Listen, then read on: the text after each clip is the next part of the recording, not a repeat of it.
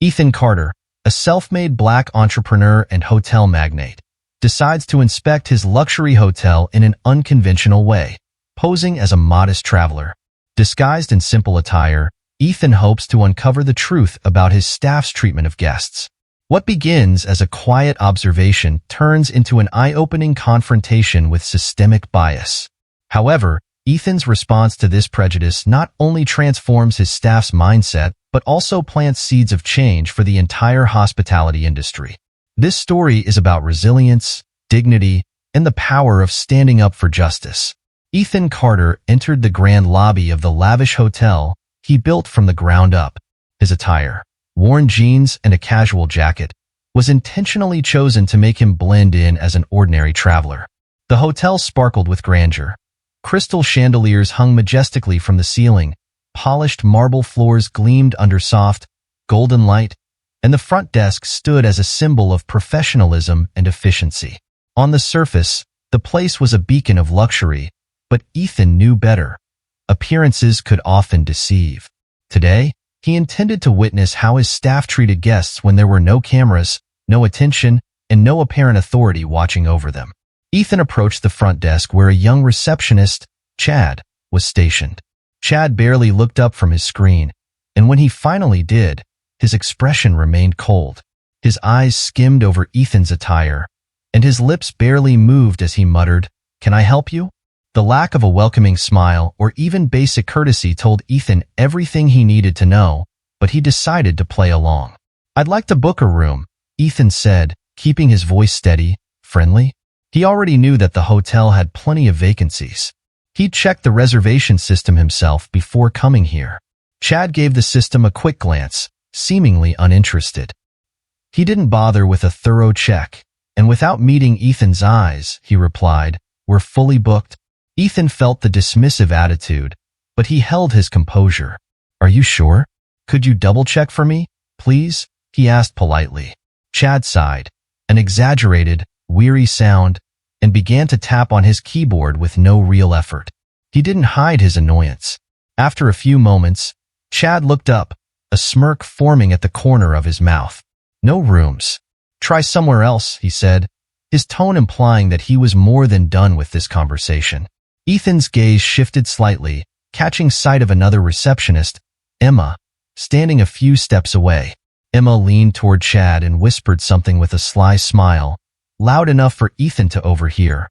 "Why not just kick him out?"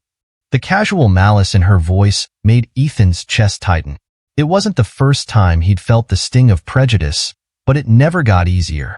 Still, Ethan didn't flinch. Instead, he smiled politely, deciding to push the situation a bit further. "I believe I have a reservation. Could you please check for Carter?"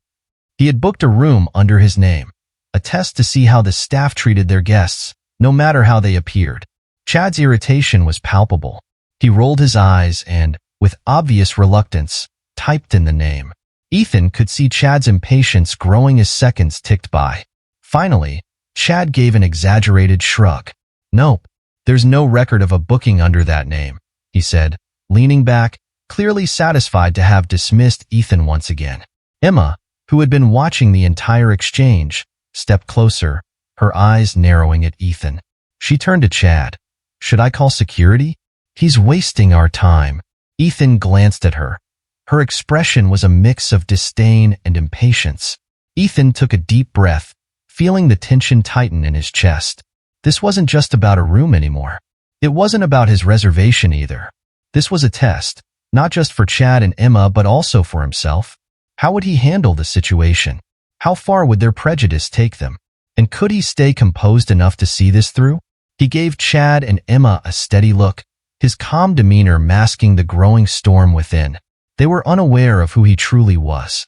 To them, he was just another guest, one that didn't fit their image of someone who belonged in such a place. And that was exactly why Ethan was there, to reveal not just their biases but the flaws in a system that allowed such attitudes to thrive. "I'd appreciate it if you could check one more time," Ethan said, his voice calm but firmer now. Chad's eyes narrowed, his frustration evident. He leaned back in his chair, crossing his arms, and looked at Ethan as if daring him to push any further. Ethan knew this encounter was only the beginning. The true test was yet to come, for both of them. Two security guards, Mike and Carl, arrived moments later, their presence adding an air of intimidation to the already tense situation. Without so much as a question, Mike squared his shoulders and spoke curtly, "Sir, you need to leave. Now." Carl, standing slightly behind, added with a cold tone, "Or we'll have to make you leave." Ethan remained outwardly calm, his eyes meeting theirs without flinching. He knew this was the moment of truth. "I'm not leaving," he replied firmly, his voice unwavering. "I have a right to be here." Mike didn't hesitate. He reached out, grabbing Ethan by the arm in an attempt to forcibly escort him out. Ethan, however, stepped back, smoothly pulling out his wallet. From it, he revealed an ID card, holding it up for everyone to see. "I suggest you take a look at this before making any decisions," Ethan said, his voice steady but carrying a sharp edge. For a split second, there was confusion. Then silence fell over the lobby as Chad, Emma, Mike, and Carl all stared at the ID in Ethan's hand. Their eyes widened in disbelief as they recognized his identity. The card bore Ethan's name, his photograph, and his title, owner and CEO of the very hotel they were trying to eject him from. The expressions on their faces shifted rapidly, from irritation to shock, then to a fearful realization. Ethan took in their reactions, his calm demeanor unbroken. "You didn't bother to check my reservation. You didn't treat me with respect. You judged me based on how I look, not who I am," he stated, his words piercing through the silence like a blade. Chad's face turned pale as he stammered, I didn't know." Ethan cut him off, his voice still calm but now laced with disappointment. "You shouldn't need to know someone's status to treat them with dignity," he said. Emma, standing next to Chad, looked down, her face flushed with shame. The guards, realizing their mistake, awkwardly let go of Ethan and took a step back.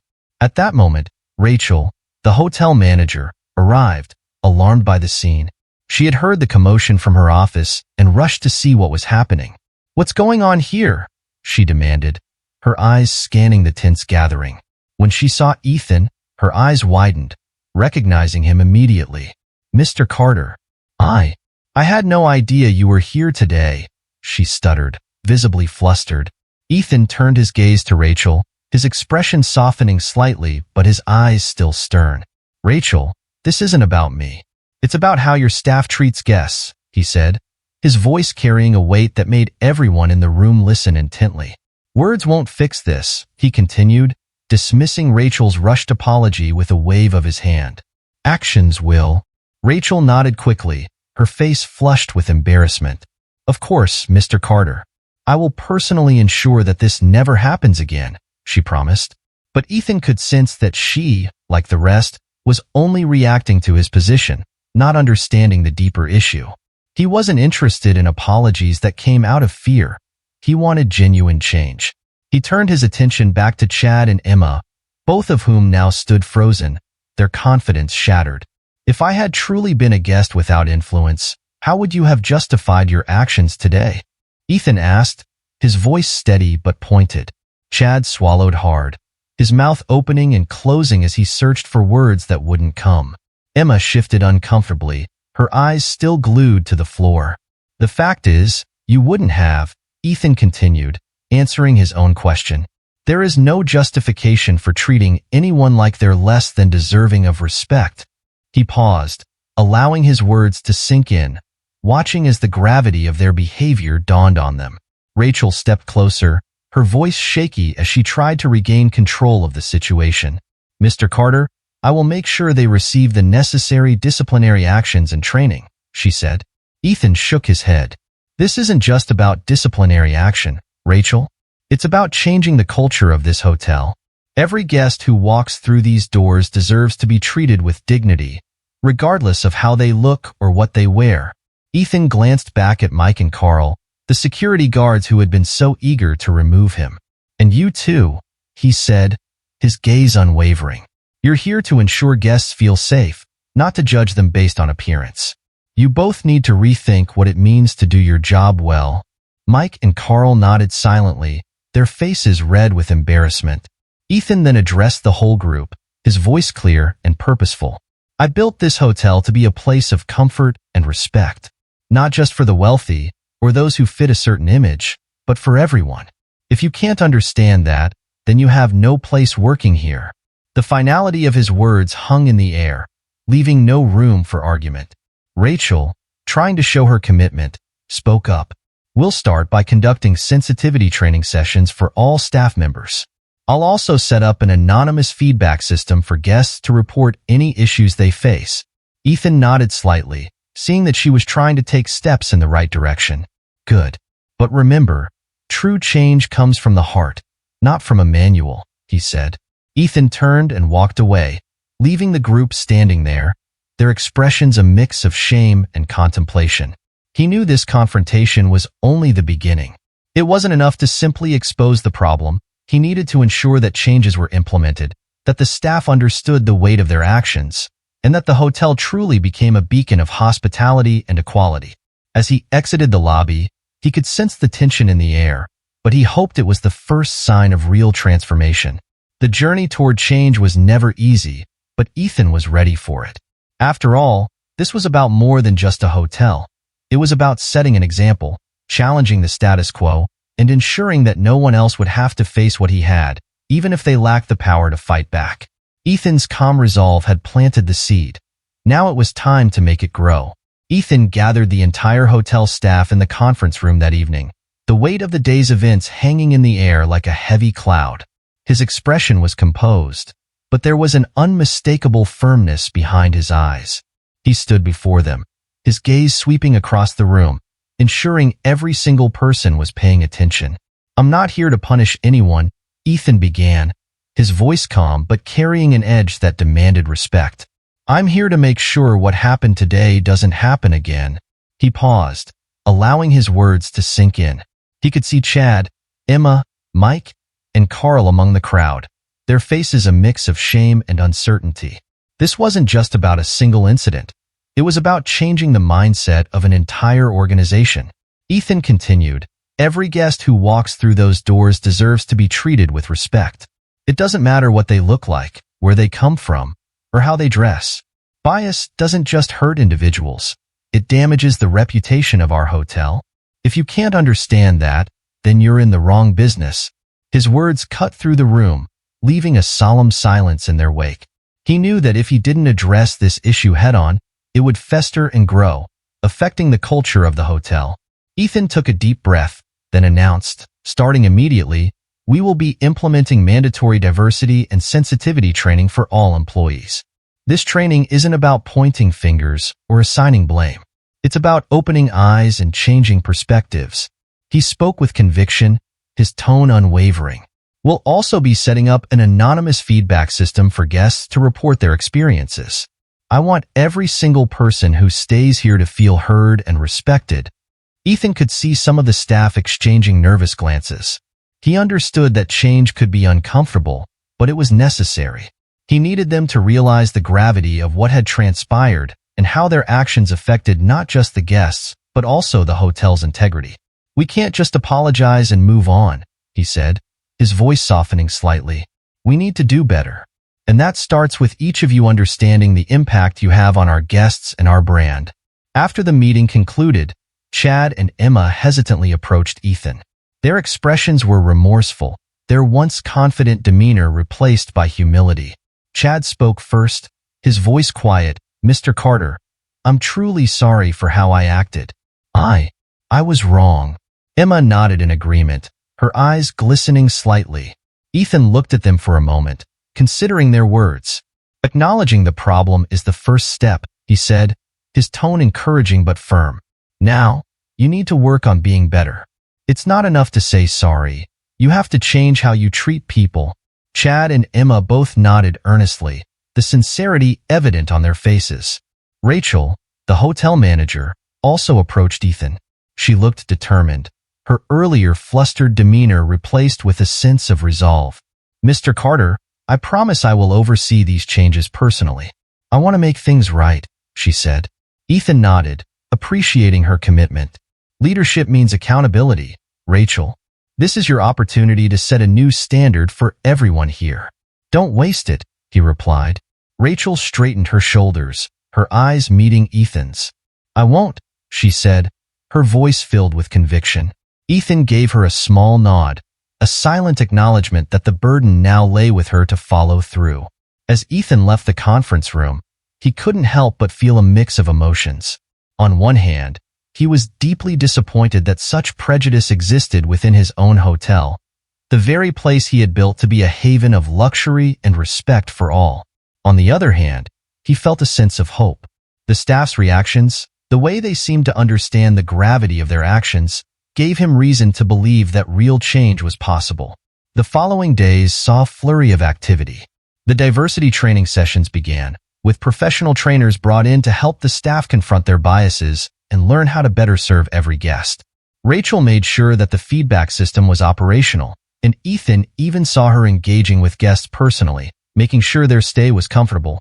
It wasn't just about policies, it was about changing attitudes.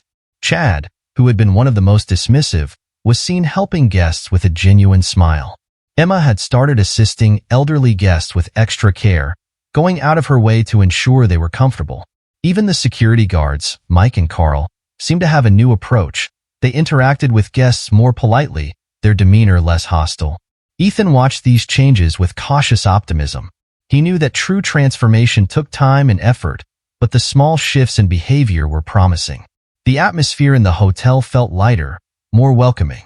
Guests seemed to notice the difference, leaving positive reviews that praised the friendly and attentive staff. Ethan knew there was still a long way to go, but this was a start. He also knew that he couldn't let his guard down. He would keep an eye on how things progressed, ensuring that the changes being implemented weren't just temporary fixes but permanent shifts in culture. It's not enough to set rules, he thought to himself. We need to live by them, every single day. That evening, Ethan sat in his office, reflecting on everything that had happened. He pulled out a photograph of his father, the man who had always taught him to stand up for what was right, even when it was difficult.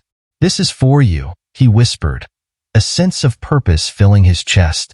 He knew that his fight wasn't over. It had only just begun. But for now, he allowed himself a moment of satisfaction. He had confronted a problem, planted the seed for change, and seen it begin to grow. And that, for Ethan, was worth everything. Days later, Ethan returned to the hotel, this time as himself, without any disguise. He wanted to see firsthand if his efforts were making a difference. As he walked through the lobby, he noticed a subtle but undeniable shift in the atmosphere. The energy felt different, lighter, more welcoming.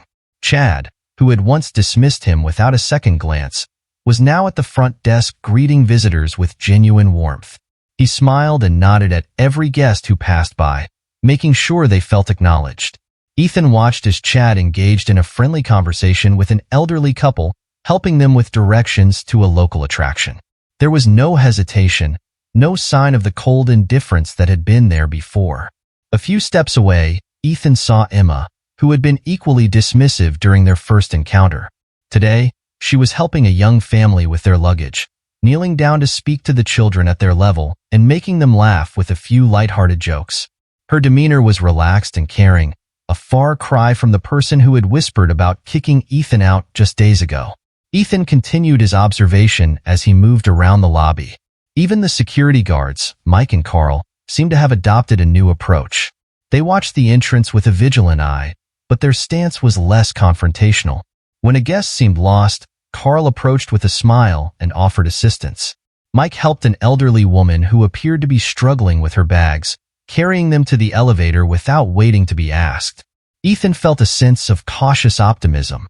These were small actions, but they represented a significant change in attitude.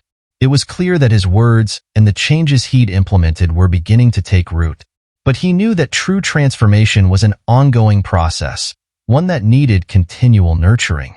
To further his vision of inclusivity, Ethan introduced a new community outreach initiative. He invited local organizations to host events at the hotel, offering meeting rooms free of charge for community projects and gatherings. Creating an inclusive environment means going beyond our walls, he told the staff during one of their meetings. We need to be a part of the community, not just a business that happens to be in it. His message was met with nods of agreement, and Rachel, the hotel manager, was quick to take charge, arranging partnerships with local charities and cultural groups. One evening, Ethan decided to share a more personal story with his staff. He gathered them in the conference room, his voice softer but no less commanding. "I know that change isn't easy," he began. "I've faced countless obstacles as a Black entrepreneur. I've been judged by my appearance, dismissed because of where I came from, and told that I didn't belong. But I refused to let that define me." He paused, letting his words resonate. "I built this hotel not just as a business, but as a beacon of hope. A place where everyone, regardless of who they are, feels valued and respected." Ethan looked around the room, meeting the eyes of each staff member. "That's why I'm asking you to join me in this vision. Let's make this hotel a place where every guest feels that they belong. Let's be the example that others look up to." The room was silent, but Ethan could see the determination in their faces. A determination to be better, to make a difference. As the meeting concluded, Ethan felt hopeful. The staff's journey toward change had begun, and while there was still much work to do, he knew they were on the right path. Together, they were not just building a better hotel. They were building bridges between people, between communities, and toward a future where everyone was treated with the dignity they deserved. Months later, the hotel had transformed into a shining example of inclusivity within the hospitality industry. Guests from all walks of life left glowing reviews, praising the warm and respectful service they experienced. Word of Ethan's efforts spread, inspiring other hotel owners to implement similar policies, and soon, the changes made at his hotel began to ripple throughout the industry. Chad, who had once been dismissive of Ethan, was now promoted to senior receptionist. He took his role seriously, mentoring new employees and emphasizing the importance of treating every guest with dignity. He shared his own experience and transformation, hoping it would help others avoid the same mistakes he had made. His dedication to creating a welcoming environment was evident, and it earned him the respect of both his peers and the guests. Emma, too, had found her calling. She spearheaded a charity drive to support underprivileged communities, organizing events that involved both the staff and guests. Her passion for giving back was contagious, and it brought the entire hotel team closer together. Emma's leadership in these initiatives became a source of pride for the hotel, as they began to be recognized not only for their hospitality, but also for their commitment to the community. Even Mike and Carl, the security guards who had once been quick to judge, admitted that the incident with Ethan had changed their perspective. They were now more thoughtful in their interactions, understanding that their role was not just about enforcing rules but also about making guests feel safe and respected. They became active participants in the diversity training sessions, sharing their own learnings and encouraging others to reflect on their biases. One evening, Ethan sat with his wife, Olivia, in their living room. Olivia had been his steadfast support throughout this journey, always believing in his vision. She listened as Ethan reflected on the past few months, the challenges, the breakthroughs, and the small victories that had led to meaningful change. "You didn't just change a hotel," Olivia said, her voice filled with pride. "You changed lives." Ethan smiled, taking her hand. He knew she was right. The transformation of the hotel was about more than just business. It was about people, about building a culture where everyone felt they belonged. Ethan's story became an inspiration, a reminder that standing up to injustice, even in seemingly small ways, could create ripples of change. It was a testament to resilience, leadership, and the unwavering belief that fairness and respect should be at the core of every interaction. He knew the journey was far from over. There would always be more work to do, more minds to change, and more bridges to build. But for now, he allowed himself a moment of satisfaction, knowing that his actions had made a difference. The hotel had become more than just a place of luxury. It had become a symbol of hope, a testament to what could be achieved when people chose empathy over prejudice and action over complacency. And for Ethan, that was the true measure of success. Ethan Carter's journey is a powerful testament to how one person's resolve can challenge systemic bias and create meaningful change. By addressing prejudice head-on, Ethan transformed a moment of discrimination into an opportunity for growth, not just for himself, but for everyone around him. His actions inspired those within his hotel to reflect, learn, and do better. This story serves as a reminder of the importance of treating everyone with respect and using our influence to uplift others. It shows that even small acts of courage can create ripples of change that extend far beyond our immediate circles. To all readers, may we strive to build a world where kindness and equality prevail. Together, through our collective actions, we can make a difference.